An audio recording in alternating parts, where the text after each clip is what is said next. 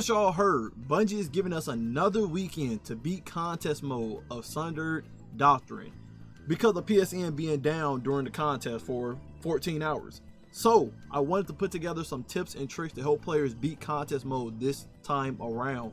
Sorry if the video ended up being long, but I really want to help players out with the most info possible. I already know most of y'all already know the mechanics to the dungeon now, so I want to give advice to make the dungeon even easier than before on what you can do on each encounter, and include some information that other Destiny content creators didn't mention or are unaware of. I'll break it down into segments too. First encounter is very straightforward. Before you start the encounter, there's a room behind you that tells you all the names of each symbol. Remember them and it'll make the dungeon a lot easier.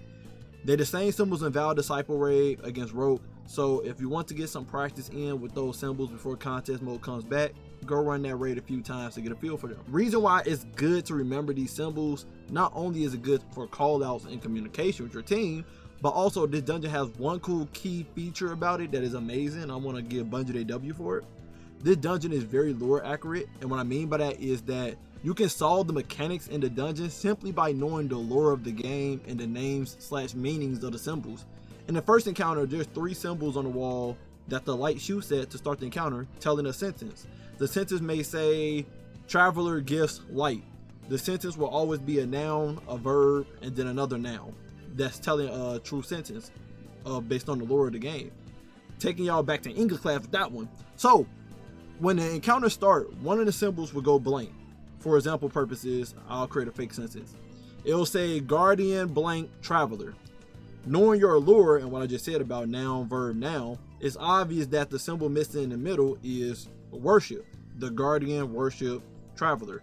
So now you know what symbol to light up without having to go find the Truth Speaker Grim telling you the symbol. As long as you know the symbol in what room, you shoot the light at it and boom, you're done. This is helpful since in contest mode, the encounter is time limited, unlike normal mode. As you progress the encounter, more symbols go missing, as y'all know. As long as you create a true sentence with the symbols they give to you in the 4 rooms to complete the sentence in the middle, you'll speed run the encounter without having to find the Grims. If you run into the Grim though, based on happenstance, they'll give you a reassurance on if y'all was on the right track with your sentence. Kill it and you'll see the symbol, and that'll tell y'all if y'all on the right track or if you wasn't. It won't waste time since you have to collect lens anyway, and the Grim is in the room with the subjugator. So, hey, it's a win-win. Now, if you're not confident in your lore of the game and creating sentences, no worries. I have other tips to speed up the process.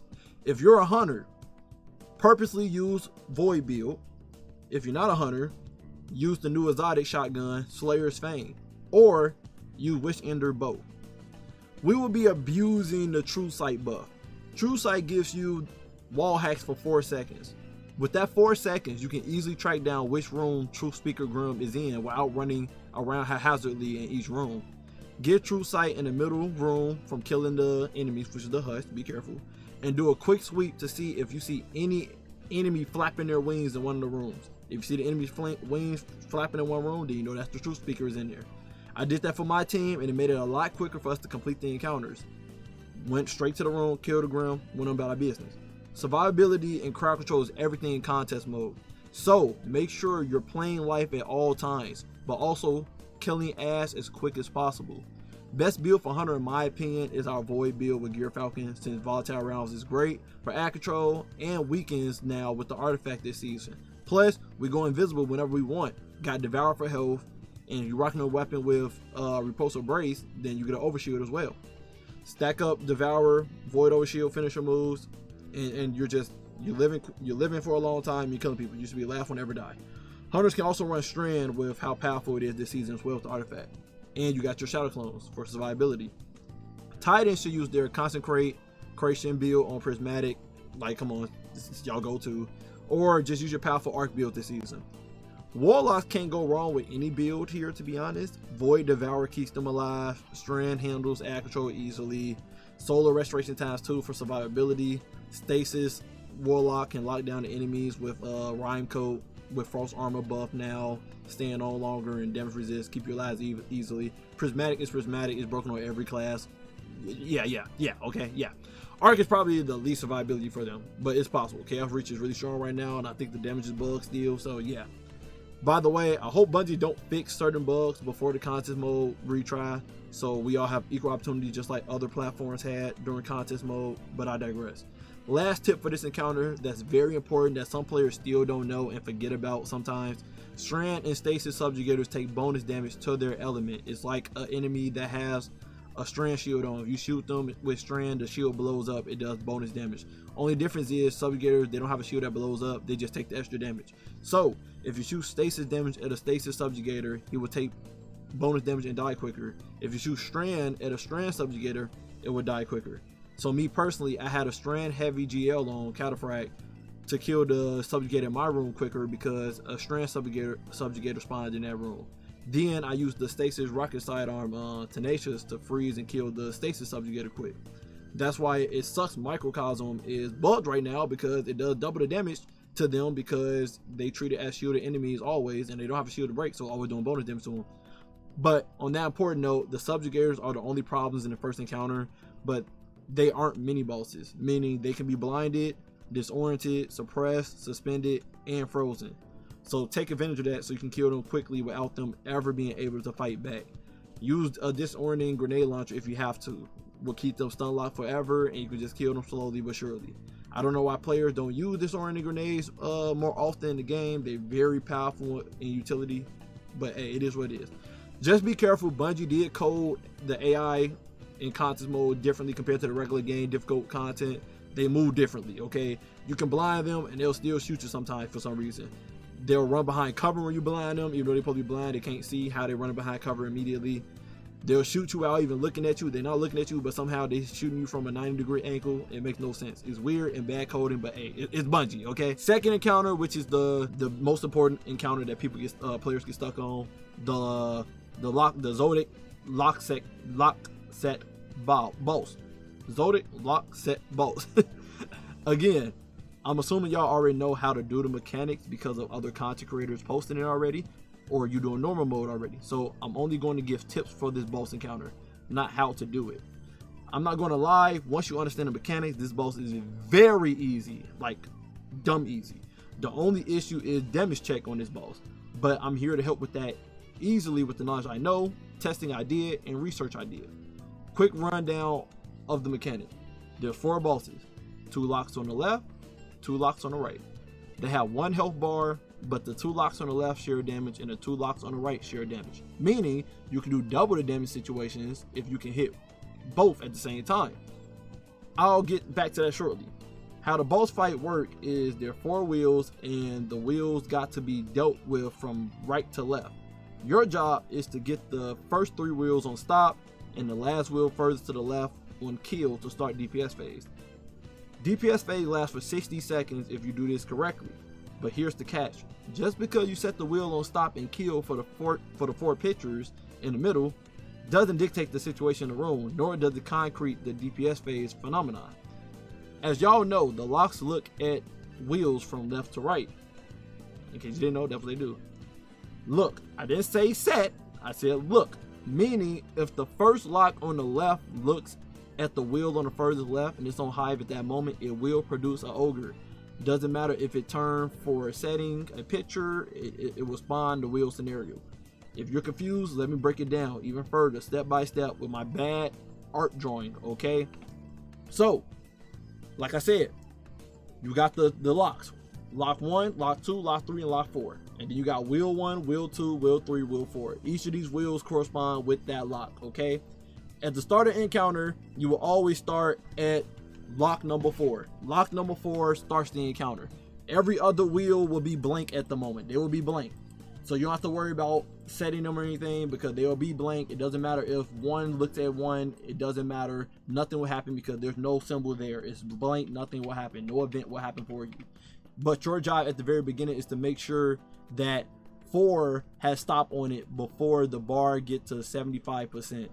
Moment hit 75%, the 4th lock will look at the 4th wheel, and whatever on the 4th wheel, that event will happen. So at the beginning, your job is to kill the wizards that spawn in the middle, left, and right.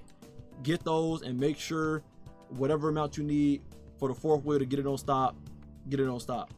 Cool tip. In fact, because 1, 2, and 3 don't have a symbol on it, you can always rotate the clock in whatever direction that leads to the stop symbol. What I mean by that is like all three of them gonna be on blank at the moment, at the beginning of the round.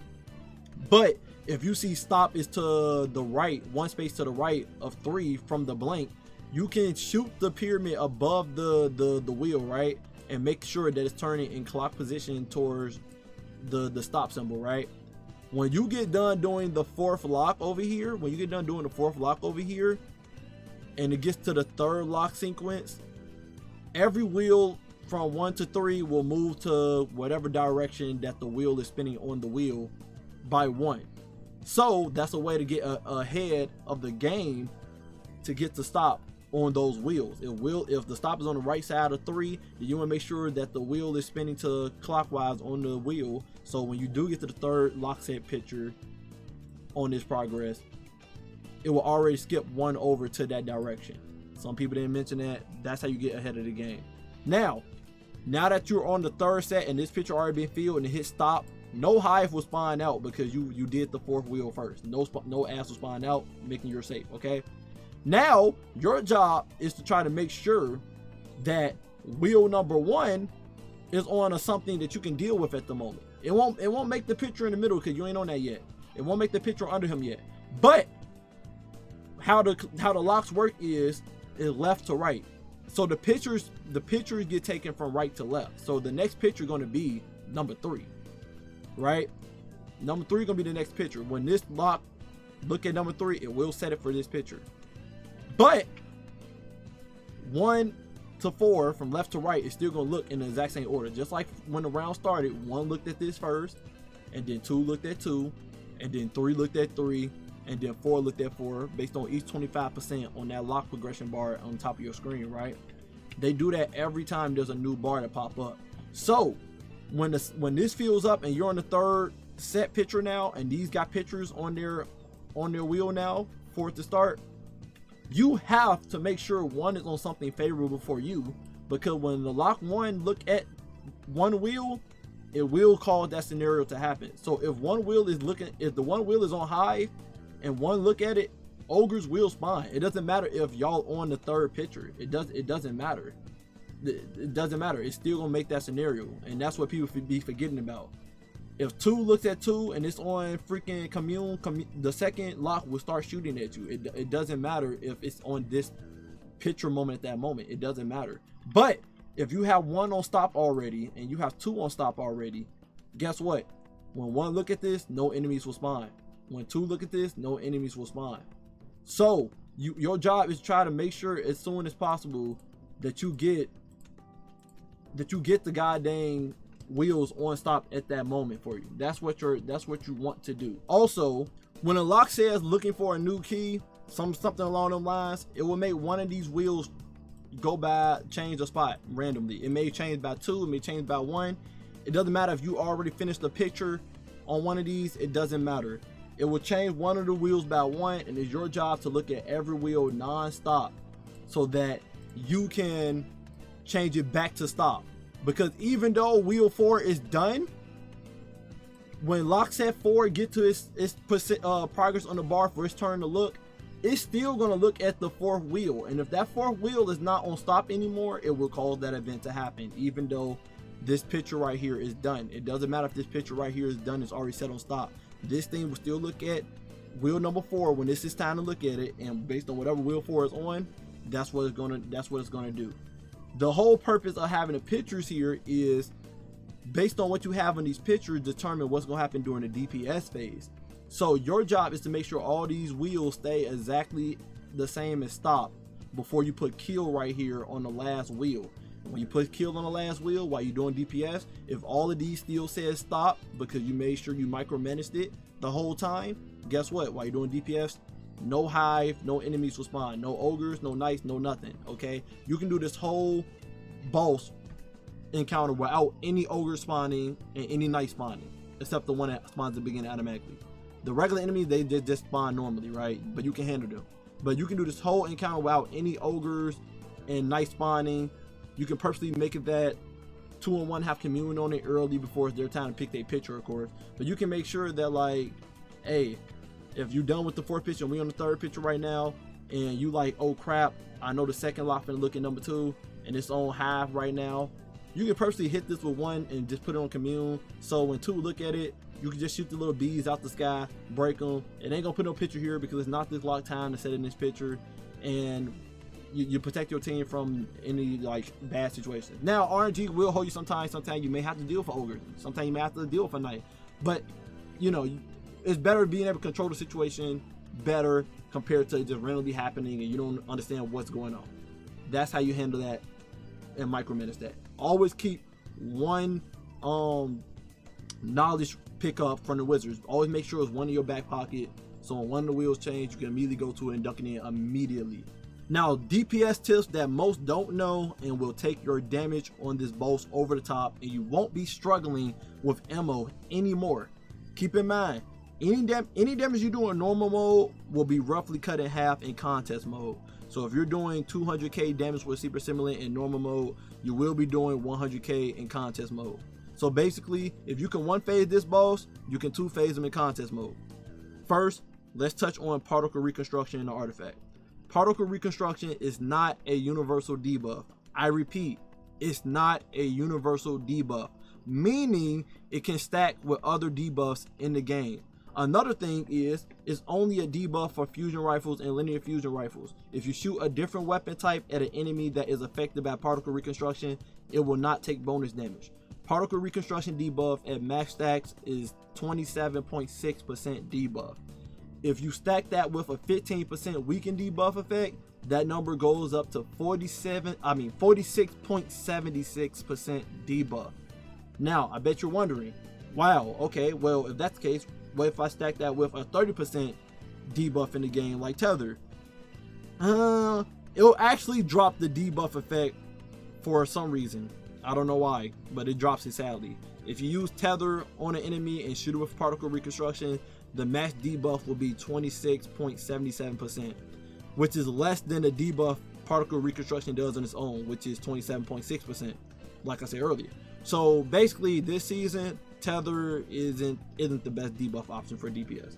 So what's the best debuff option then, you may ask?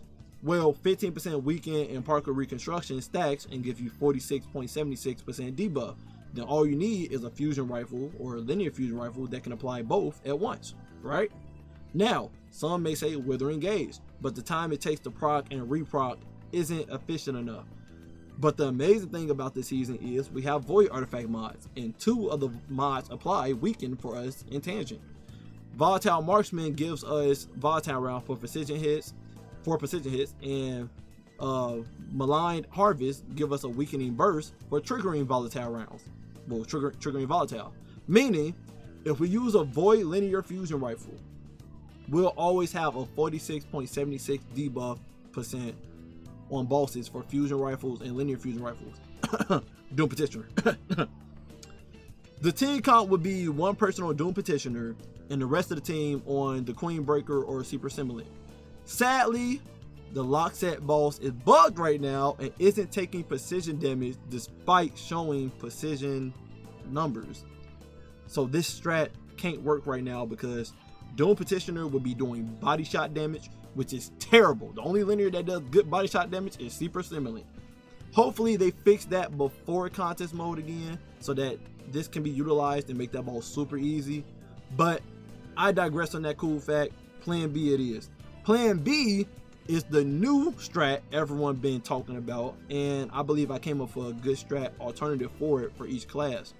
The new strat is camp on the stairs for DPS, or in the middle of the bridge near the pillars, or on the left side of the map near the first lock set on top of the doorway where the wizard spawn from. Pop a Whale of Radiance is mandatory. If you don't have that, the best I can think of is freaking a Bubble Titan and hope the constant Overseer regen from the bubble is good enough for your team. I don't know. Anyway, pop Well of Radiance and have an Arc Titan on your team with a Rally Barricade using a new aspect called Storm's Keep, which allow the whole team to shoot and trigger bolt charge damaging on the boss. If you have 2 Titans, that's even better because it stacks. If you have 2 Warlocks, have 1 Warlock on Nova Bomb instead. The team comp is 1 Titan, 1 Warlock, and the last teammate is a free slot. I will speak from a hunter perspective though, since that's what I main and I don't want to leave them out of the equation. Titans should have Thunder Crash on and Cuirass of the Falling Star. Don't worry, you don't need Heart or Emerald's Light. You'll be getting your Rally Barricade back before your first barricade goes away. Titans will be Thunder Crashing one of the pair of lock sets in the room. Either the left side or the right side. Doesn't matter which. It'll do double the damage because they share a hitbox. So just aim Thunder Crash at one of them and both of them will take damage from it. Warlocks can wear Speaker Sight if they're afraid of survivability for their team when Well runs out. I don't think it's necessary though. My team didn't run it at all and lived just fine. Just stay aware of enemies spawning and both shooting based on y'all camp spot. Warlocks should have 2 builds ready. One for Xenotaph Mask to have heavy ammo for the team, and one for Sanguine's Alchemy for DPS phase. Hunters should be on Gear Falcons. I know it seems like Hunters don't have a big purpose here like the other two, but they will. Let me spit real quick. If there's 2 Hunters, one should be rocking Blade Barrage for Star Eaters, since golden gun damage is bad with no precision damage, with the no precision damage bug going on right now. Hunters will use Mobius Quiver first to debuff the boss, and then Titans will use Thunder Crash to get that extra damage in from that debuff. Mobius, because it don't stay out long, so it won't conflict with the particle reconstruction when y'all start shooting y'all weapons. So it's a decent damage super. Alright, now that I got all that out the way, here's the max damage team comp. Titans should have Anarchy on and should shoot 2 Anarchy shots at 1 lock set on the left side and 1 lock set on the right side. Then proceed to switch and shoot a Void Fusion Rifle on the first lock set until it's time to refresh the Anarchy shots. If you're not comfortable with that weapon setup, you can use a primary Void weapon. Just know it'll be less damage. You can also use the Tomb of One artifact boost for Volatile Marksman, so you can get class ability back quick for doing volatile rounds, and that'll give you a Rally Barricade back quicker for bolt charges. Warlocks will pop Well of Radiance first, and then press start to hot swap to Sanguine Alchemy build, and will be using 1000 voices as their heavy weapon for both builds, so they don't lose heavy. It will be sleeper simulant, but again, the precision damage bug. While using 1000 voices, make sure you have on the fragments Ashes, Eruption, and Char in your Sanguine build. You're rocking Solar, okay? This will make the initials go off a lot with 1000 voices and should hit the lock set next to the one you're shooting during massive damage with particle reconstruction. Make sure your whole team is shooting the same lock set always. When DPS phase in, hot swap back to your Xenotaph Math build to make more heavy for your team. You'll have plenty of special ammo for your legendary Trace Rifle. Hunters will be using a strong Void Fusion Rifle like Telesto or a legendary weapon one. I'm speaking from the perspective that y'all camping spot isn't far from the boss. If it's far, Hunters just use Super Simulant.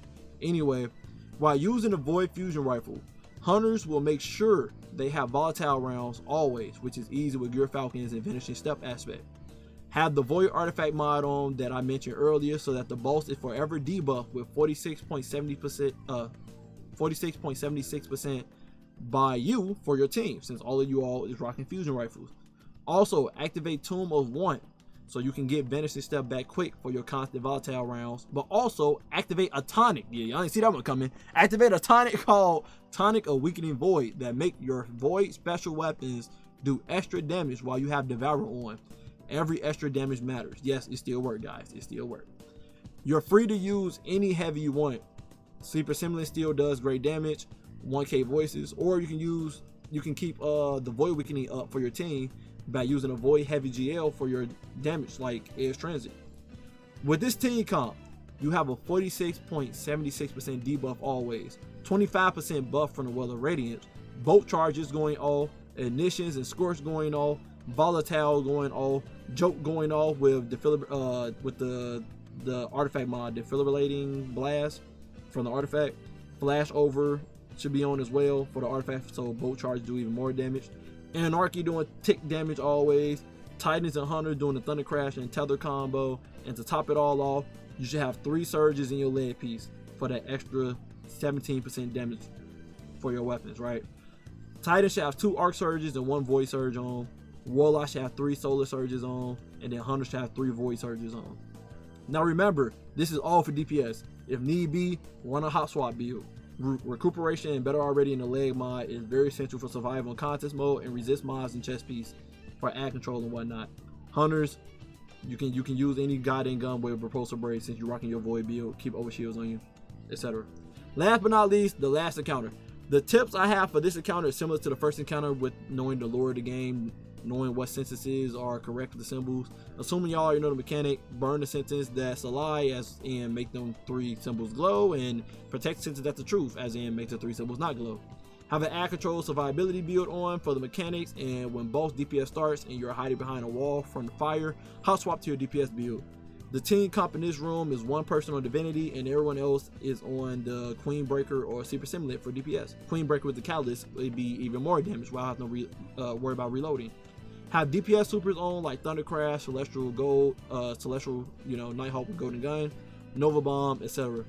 The camp areas in the boss room is back left and back right. For some reason, the boss don't know how to attack you when you're in these parts of the room. He just stands there and looks at you menacingly. So shoot him to death from there.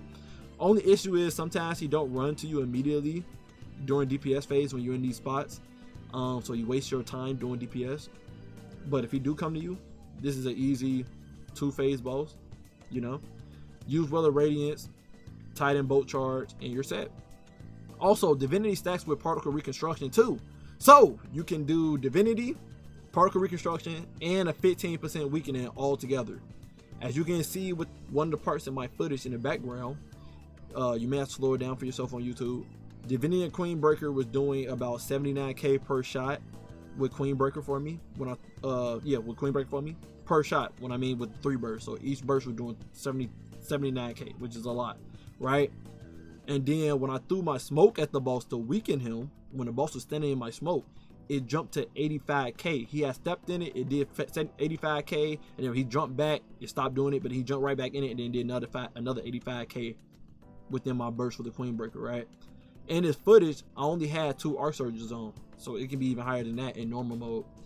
You can keep shooting the boss when the fire comes back on in the room. So if you have a whale up steal or a rift up and you can get shots in on the boss, keep shooting them. Other than that, shoot that wall door thingy on the left side all the way before walking through it so you don't get crushed, and hold the door open for your team if you made it through first. Okay, that's the true final boss in this goddamn dungeon. I'm gonna be honest with you guys.